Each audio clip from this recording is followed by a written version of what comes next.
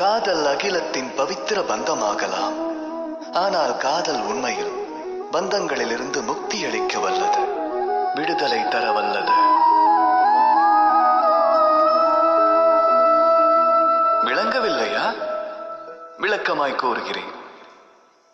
ஒருவரின் காதலை யாரேனும் உதாசீனம் செய்தால், அல்லது ஒருவர் காதலை புரிந்து கொள்ளாமல் போனால் நிலைமை என்னவாகும்? மனம் வேதனை அடையும்.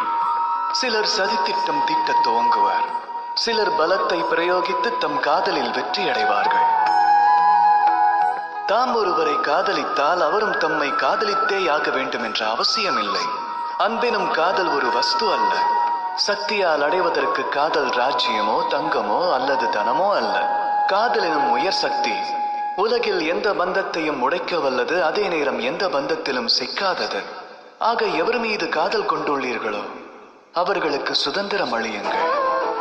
ஏனெனில் சுதந்திரம் எனும் பாவனை ஒன்றே ஜீவனுக்கு சுகமளிக்கும் பாவனை. உள்ளத்தில் உண்மை காதல் இருந்தால் காதலில் வெற்றி என்பது நிச்சயமாகும்.